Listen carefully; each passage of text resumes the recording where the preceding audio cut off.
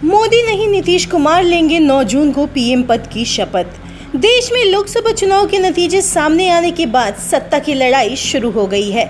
इस बार बहुमत का आंकड़ा बीजेपी और इंडिया गठबंधन में से कोई भी पार नहीं कर पाया, जिसके बाद इस वक्त दोनों ही पार्टी जनता दल यूनाइटेड के प्रमुख और बिहार के सीएम नीतीश कुमार और टीडीपी प्रमुख चंद्रबाबू नायडू की तरफ देख रहे हैं।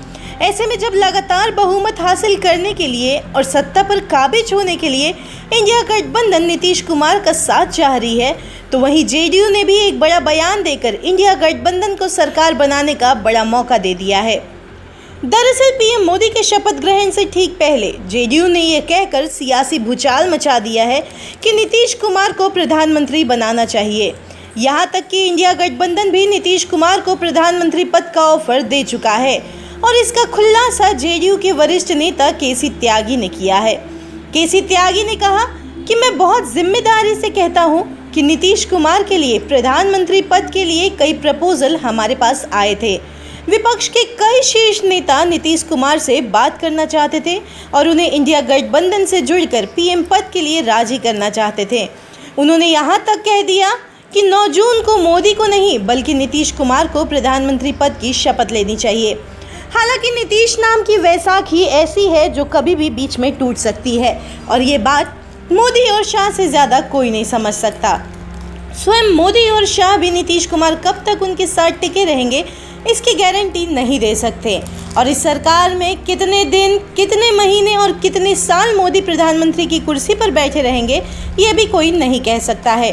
हम ऐसा इसलिए कह रहे हैं क्योंकि परिणाम आने के बाद से ही 12 सीटें जीतने वाली जेडीयू ने नीतीश कुमार को प्रधानमंत्री बनाने की अपनी इच्छा जग जाहिर कर दी है।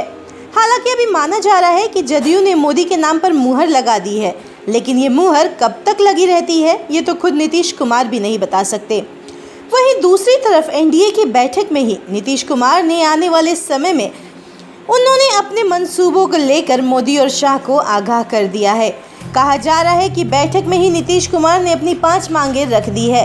इन मांगों में जेडीयू के एक नेता ने नाम न छापने की शर्त पर बताया कि बिहार में विकास की बयार बहाने के लिए जेडीयू नेतृत्व केंद्रीय कैबिनेट में कुछ अहम मंत्रालय चाहता है ताकि बिहार के इंफ्रास्ट्रक्चर को मजबूत करके क्षेत्र में तेजी से काम किया जा सके।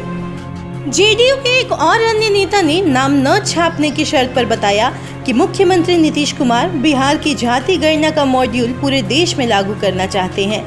जेडीयू केंद्र सरकार द्वारा देश भर में जाति जनगणना कराने पर जोर देने वाली है ताकि गरीब और पिछड़े तबके के लोगों को मुख्यधारा में लाया जा सके।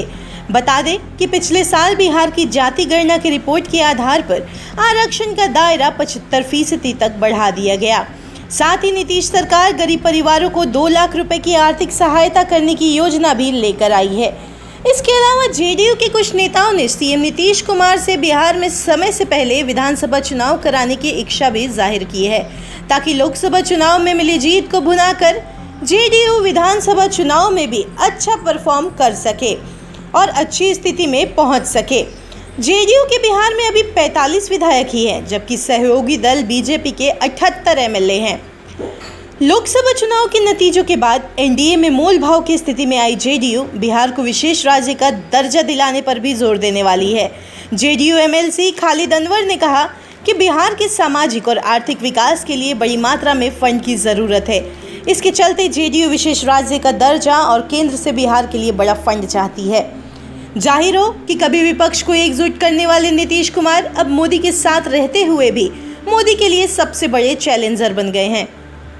एक समय था जब नीतीश कुमार देश की राजनीति में नरेंद्र मोदी के प्रमुख चैलेंजर होते थे, लेकिन वक्त गुजरने के साथ साथ धीरे धीरे वो बिहार में मुख्यमंत्री की कुर्सी बचाने के लिए संघर्ष करते देखे गए।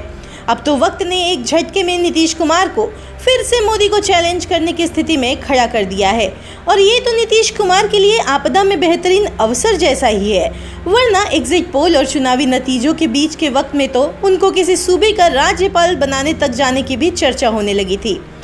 ये नीतीश कुमार ही हैं जो 2014 से पहले एनडीए को प्रधानमंत्री पद का उम्मीदवार घोषित करने की मांग कर रहे थे। तब उनको उम्मीद थी कि मोदी के नाम पर तो कोई तैयार होगा नहीं, ऐसे में वो खुद को ही दावेदार मान रहे थे। लेकिन जैसे ही बीजेपी ने तब गुजरात के मुख्यमंत्री रहे नरेंद्र मोदी को प्रधानमंत्री पद का उम्मीदवार घोषित किया, नीतीश ने तो एनडीए ही छोड़ दिया। हालांकि राष्ट्रपति चुनाव से पहले नीतीश कुमार ने एक चर्चा छेड़ी थी। मीडिया के साथ बातचीत में नीतीश कुमार ने राज्यसभा जाने की अपेक्षा जताई थी और ये चर्चा होने लगी थी कि वो उपराष्ट्रपति बनना चाहते हैं, लेकिन बीजेपी की तरफ से भाव नहीं मिला और बात आई गई और हो गई।